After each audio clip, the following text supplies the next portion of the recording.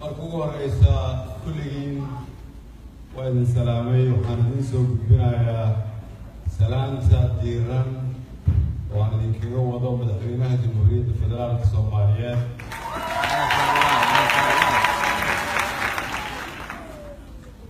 iyo dhammaan shacabka Soomaaliyeed oo og meesha aan joogno caawa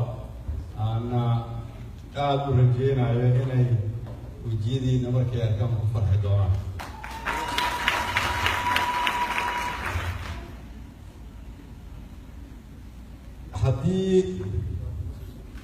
haddii qof annaga naga mid ah wafdiga caawa ila socday ama dadka Soomaaliya naga daawanaya haddii uu shaki uga jiray inay dowladnimada soo dhowdahay Soomaaliyeed caawa ayaa tusaale idin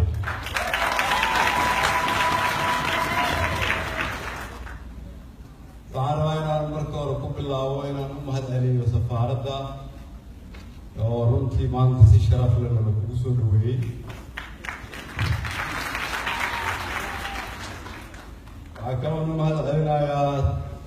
danjiraheena ama safiirkeena sidoo kale noo jooga magaalada New York iyo dadka la shaqeeya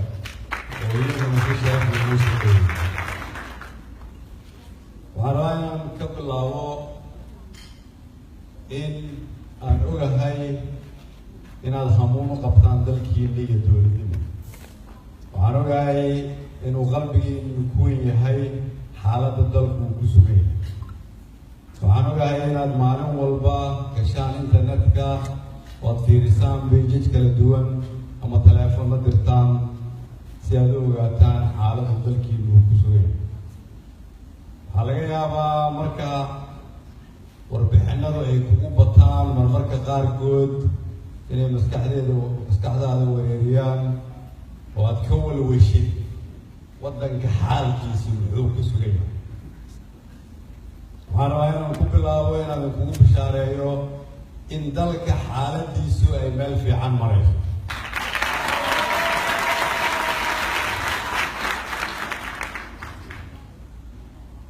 dalka Soomaaliyeed waa dal la yaqaano waa dalalkii ugu horreeyay Afrika oo xorriyaddooda xoog ku soo dhacsan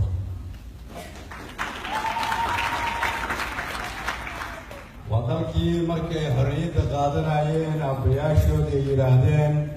ma dhammaystirno xorriyaddu ilaa aan u gurmano walaalaheena Afrika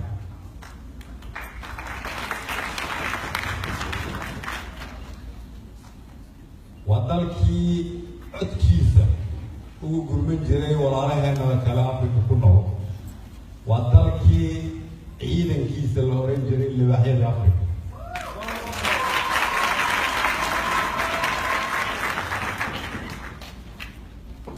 waa dalkii inta aanu xorriyadda qaadan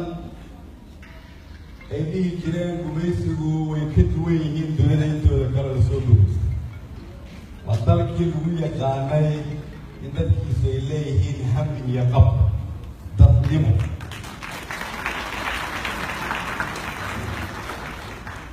waa dalka waxa adduunyada maanta ay ku faanto isaga laga soo gaaro haddii qof idinka mida marka uu walwal ka qabo xaggee baan u soconnaa keliya waxaan rabaa inaad kugu bilaabo inaad u dib xaggee baan ka soo bilaabo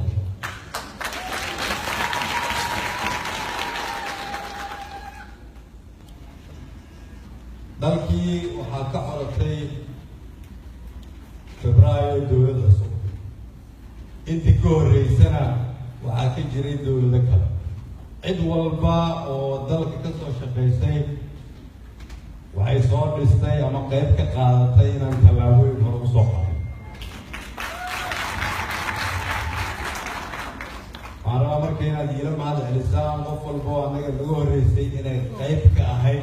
dib u dhiska dalka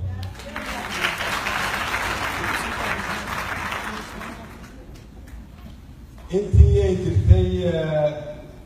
xukuumadda cusub ama dowladda cusub oo madaxda u yahay madaxweyne Farmaajo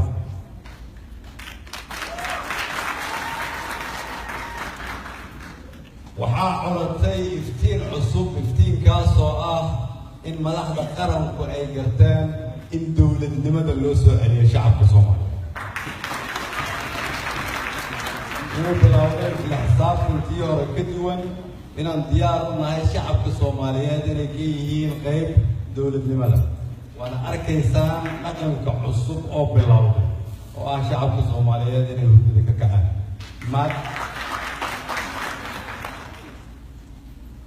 sidaas daraaddeed waxaa muuqata rajo iftiin badan intii aan xukunka hadda haynay waxyaaba ugu waaweyn oo hadafkeennu ahaa inaan qabanno 6 bilood oo ugu horeysa waxaa ka mid ahaa kow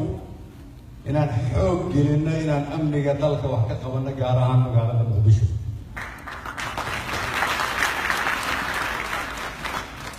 waxaan ugu talagalnay inaan amniga magaalada Muqdisho wax uga qabanno xoolo Soomaaliyeed maskax Soomaaliyeed muruq Soomaaliyeed iyo ciidan Soomaaliyeed waxaan rabaa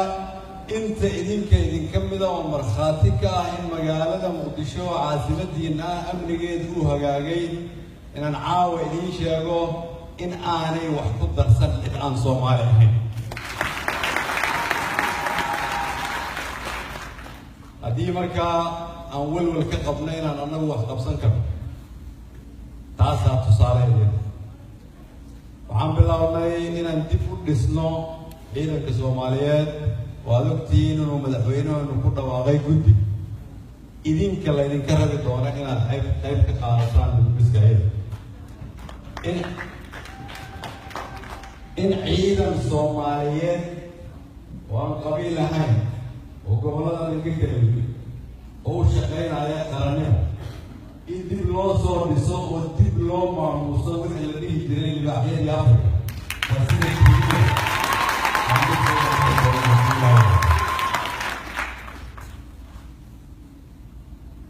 amniga ka sokow sida keliya oo waddanka wax loo qaban karo waa in waddanku uu leeyahay shuruuc iyo kala dambeyn shuruuc lagu kobciyo dhaqaalaha shuruuc amniga lagu siyaado shuruuc waxbarashada wax looga qabto shuruuc ciidanka howlgabka meel ay wax ku qaataan lagu xaqsiyo sidaas daraaddeed 6 bilood oo lasoo dhaafay waxaa dowladdu ay dhammaystirtay 15 sharci oo kala duwan oo u dirnay baarlamaanka macnaheedu waxay tahay annaga iyo xildhibaanada qarankuba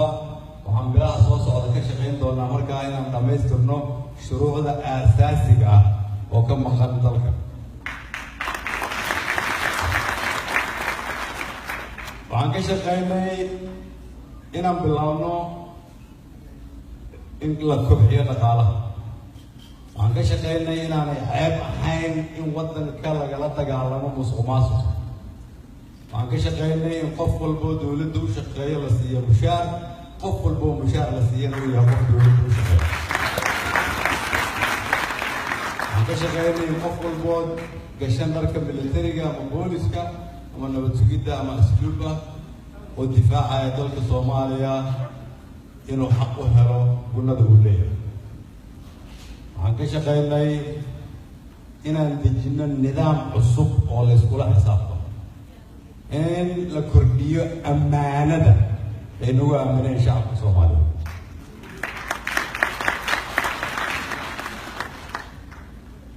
waxaan bilownay in isla xisaabtanka ay qayb ka tahay in qofku uu shaqeeyo in shaqada la isugu yimaado wasaaradaha in la isku kontaroolo oo la bilaabo in la yidhaahdo ma soo shaqo tagtay ma soo shaqo tagtay waxaan bilownay inaan xisaabinno wax walba oo dadka Soomaalida ay noo dhiibteen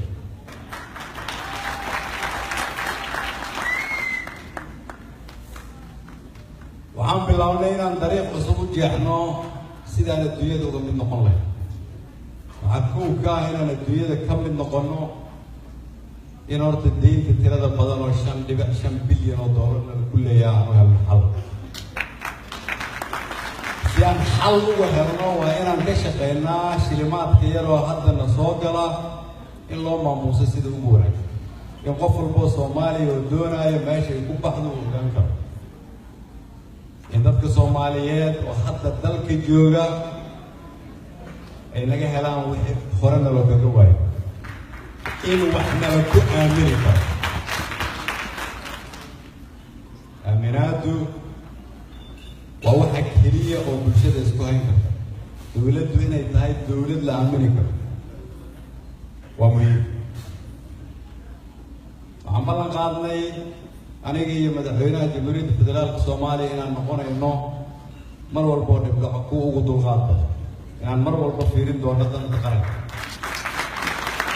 inaan ku shaqayn doonin dan gaar ahaaneed oo aan ka shaqaynayno danta haddii uu qof marka dalka jooga uu walwal ka qabo in ay imaanayso wada shaqayn xumo waxaa tusaale u ah 6 bilood oo lasoo maray inaadan wax yar oo qajafa ka maqlina sida ay madaxweynaha iyo ra'iisul wasaaruhu u shaqeeyaan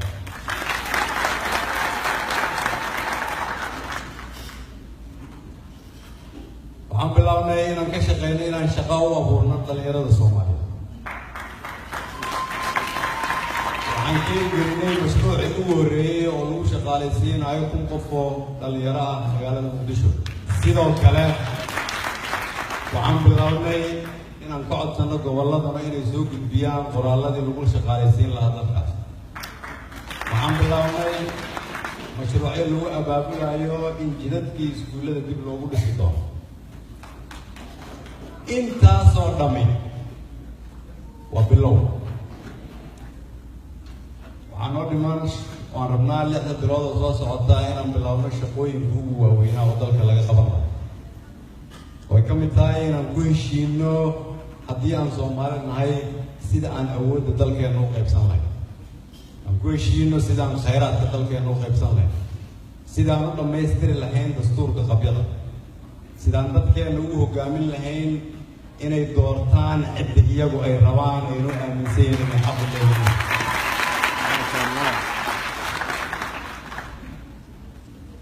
inaan gaarno inaan xisbiyo ku bedelno qabiilka iyo qabyaalada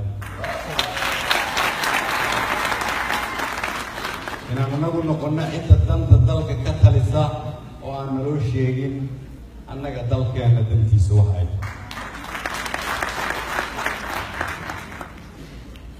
in cidda aan ka rabno inay aqbasho dalka inaan anagu madax ka ahaano aanay ahayn ajnabi laakiin inay tahay idinka cidda kalsoonida laga raadinayo ay tahay dadka Soomaaliyeed sidaas daraadeed waxaa laga yaabaa inaad maqashaan baarlamaanka iyo ra'iisul wasaaraha iyo xukuumadda asaasta madaxweynaha iyo baarlamaanka iyo xukuumadda iyo ra'iisul wasaaraha asaasta dad Soomaaliyeed ayaa asaasta waxaan idin sheegayaa inaanay waxaas waxba ka jirin waxaan rabaa inaad ku niyad samaataan waddankan idinku hadda aad joogtaan maalin walba oo TV-ga furtaan waxaad ka soo baxaya siyaasiyiin murmaayo oo ka doodaya danta dalkooda sida dalkooda loo hagaajin lahaa meel walba oo looga doodayo siyaasad macnaheedu waxay tahay dad baa jooga rabaa inay dalkooda hagaajiyaan sidaas daraadeed marmar haddii uu dhaco isqabqabsi waxaan rabaa qalbigiinu inuu ahaado mar walba isqabqabsigaa ka fiican kala taga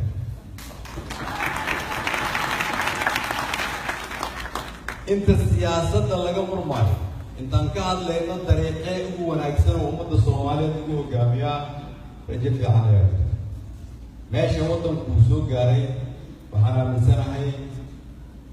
inay tahay meel muhiim laakiin haddana waxaan aaminsanahay maanta meesha aan joogo qof walba Soomaaliyeed waxaa laga rabaa inuu fahmo macno isaga ka weyn waxaa laga rabaa inuu fahmo macnihii taariikhdeena waxa ay waxaa laga rabaa inuu fahmo inaan qabyaalada ku daalo inaan qofka ku daalo in dulqaad xumadu ay dowladda dumisay waxaa laga rabaa inuu fahmo in hal dal aan leenahay dalkaas la yidhaahdo Soomaaliya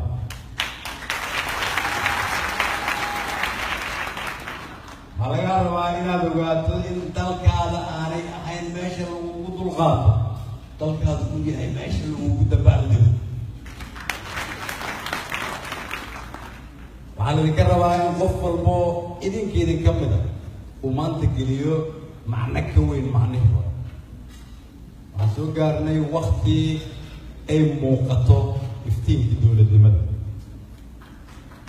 waxaa muuqda in soomaaliya ay ku socoto dariiqa sax ah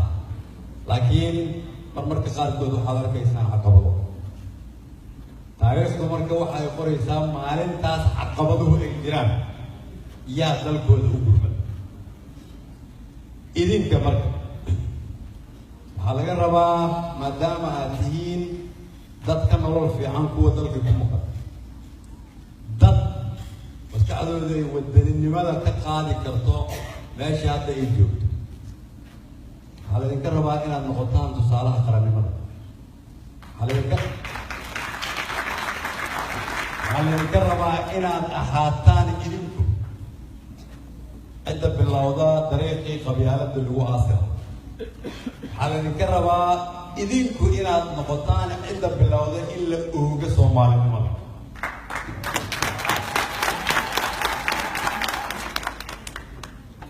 waxaa loo baahan yahay wadaninimada iyo dalka macnihiisa in dib loo soo xuso in dib loo milicsado muhiimadda ay leedahay qarannimada in sharafta iyo calankeena dib loo eego in nabadda iyo midnimada ummadda Soomaaliyeed uu waajib ka saaran yahay qof walba oo idinkeedin ka mid ah in dawladdu aanay ahayn ra'iisul wasaaraha madaxweynaha iyo wasiirada halkan fadhiya in dawladda la idin sheegayo idinkeeday tahay mas-uuliyadna idinka saaran tahay inaad ogaataan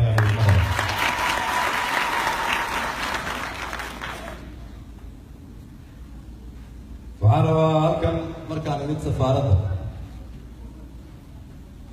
safaaraddeena New York markaan tegay waxaan soo arkay laba shay meesha hadda aan joogno iyo meesha aan joogi jirno guriga safaaradda meesha uu ku yaallo in rag iyo dumar Soomaaliyeed oo naga horreeyay ay dibadda u aaseen in hadda gurigii uu jajaban yahay uu saqafkiisu soo dhacayo isagoo ku yaalla qalbiga magaalada New York macnaheedu waxay tahay annaga wixii naloo dhiibay aanan ahayn hadda laakiin nala ka rabo inaan hadda dib u dhiso haddana in halkan Washington aan imid safiirka iyo dadka la jooga oo la shaqeeya inaan arkay safaarad Soomaaliyeed oo bulshada Soomaaliyeed ee Mareykanka ku dhaqan iyagu ay gacantooda ku dhisaan waa rajo dowladnimo oo muuqata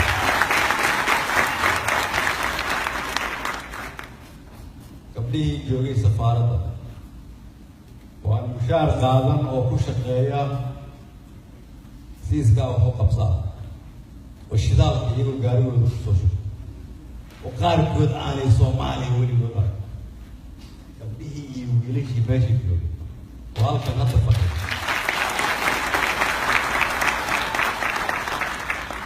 haddii walwal aad ka qabtay in qof Soomaaliyeed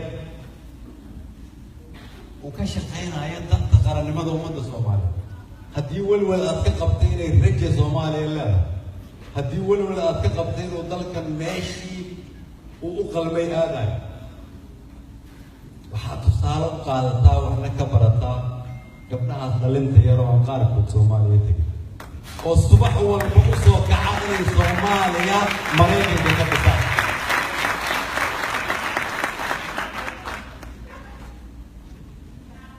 haddii aad shaki ka qabto rajada ay dowladnimadu leedahay iyo rajada dalkeenu leeyahay waxaad tusaale usoo qaadataa nin halkan fadhiya sidaan rajeynayo la yidhaahdo Yuusuf Cabdi oo ku taageeray safaaradda Soomaaliyeed inuu isaga u sameeyo IT systemka iyadoon qofna u dirsan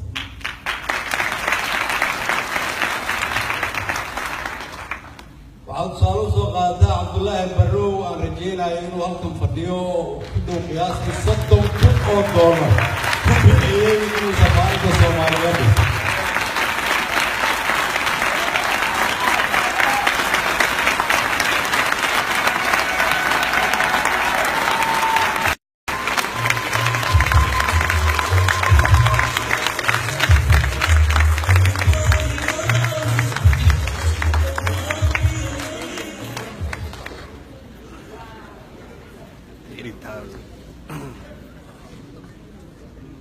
وأتصالوا أسارة أبرار وهلكم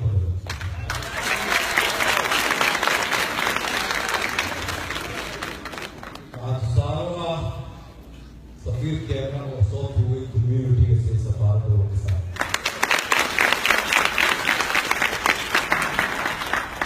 maalintii uu Axmed Cawad halkan yimid uu dhihi karay xafiis mar uu dhihi karay guri mar uu dhihi karay dhaqaale male sababtoo ah looga soo diro uu dhihi karay rajo mara meeshan waa nasiga haddii uu Axmed Cawad maalintan soo dirna carar ilaa caawa halkan isugu maadmaado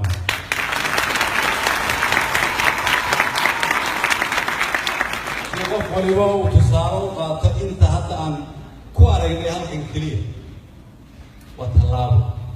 waa dowladnimadii oo muuqata waa qof walba oo gacanteeda ku riixaysa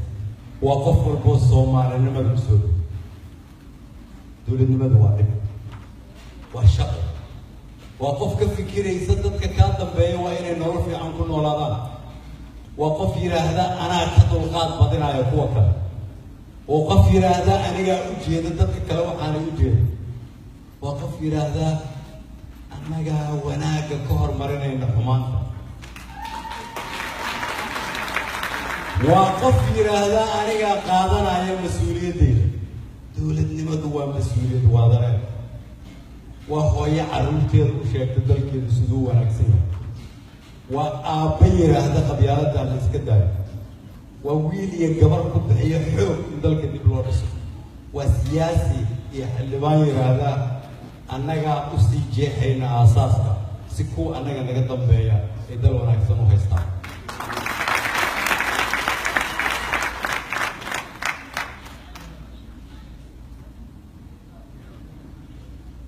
وأنا ما تذكر عليه وهالكم فدي إن أنا شيء annagu haddii aan Soomaali nahay taariikhdeena hore waa ogtihiin meesha hadda aan taagannahayna waa garan hal dariiq keliya noo furan dariiqaasi waxay tahay isbeddelka aan ka bilownay dalka in lagu hogaamiyo inaan kulligeena qabo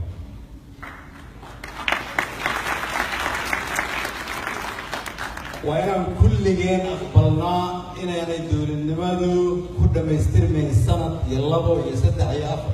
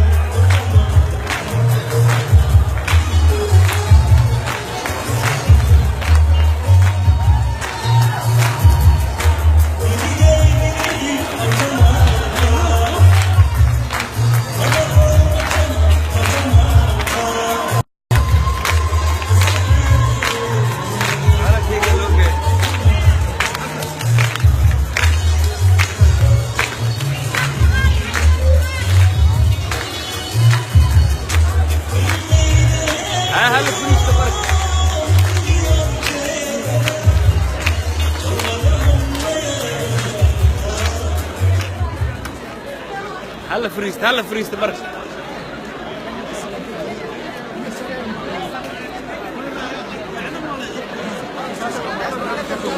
يا مستفد الساق ولا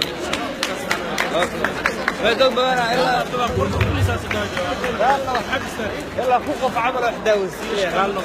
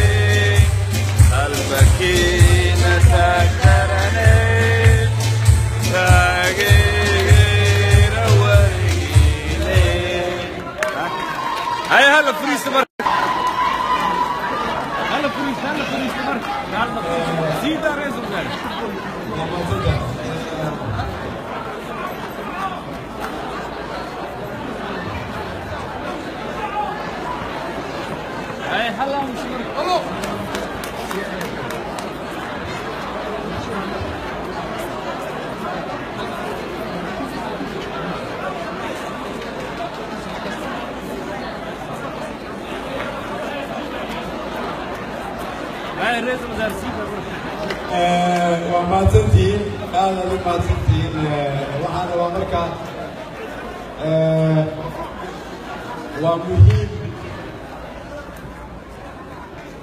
ومهم إن أنقذ قادم كرنو عدي وجرو قفنا كفكر إن شاء الله.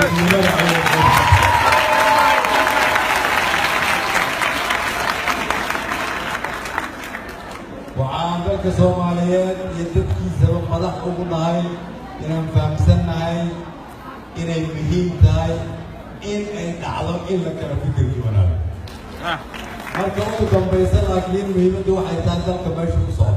وأنا سير أقول لك مش هيك دل كو حب السعدان تاريخ الله متلقى.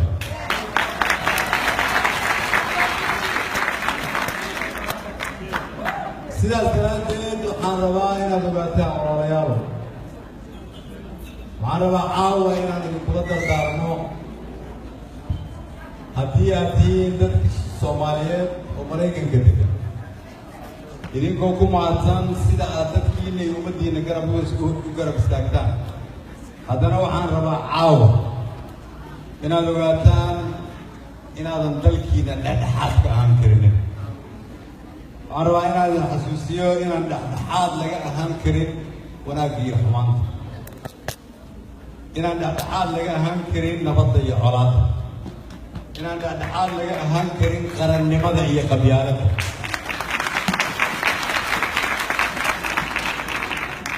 إن الاتحاد لقى أهم كريم بالنمذا يكلا قيب سنان إن الاتحاد لقى أهم كريم شرط يخير سيدا استراتيد وإن ماشي وناكسن ودلك هذا كاغب هي هاي أكتوستا هدياتين دتكينا الكن سويمين دلكي إذن كاين دوا idinkaa dhaqaalo u ah idinkaa aqoon u ah idinkaa ilbaxnimo u ah idinkaa xoog u ah idinkaa siyaasiyiin u ah idinkaa awoodda dalku uu sugaayo ah idinkaa wax walba u ah marka qofkii la sugaayo adigu waxa sugi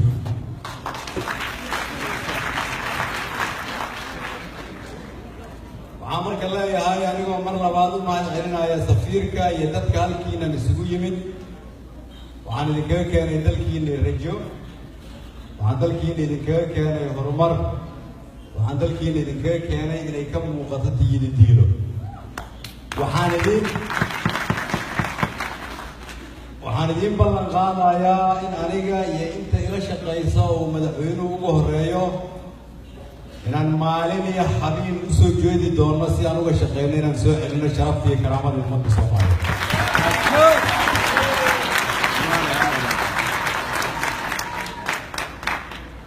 وحاندين كنا يقعد سنة يا ولا دافي وقتي الاتحاد ولا دافي وقتي قفل كيس حمام كشيء يلو أمسجر ولا دافي وقتي دلكا وهذا حكى كمان كرتان أتكلم مسجرته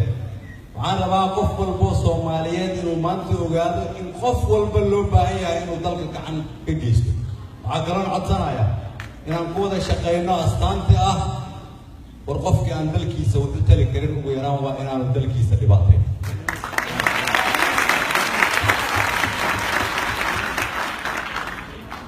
أنا بلنا هذه لا إرادة صومالي تكون أكثر صومالي هم كل السقوط ده بمانو صومالي وطن كي شرفتي كرامة الله حدي أنا بس كحدي قلبي يطالع أنا إنسان وحندي شيء يا وحنوجي لا صومالي بالواقع وما تنتهي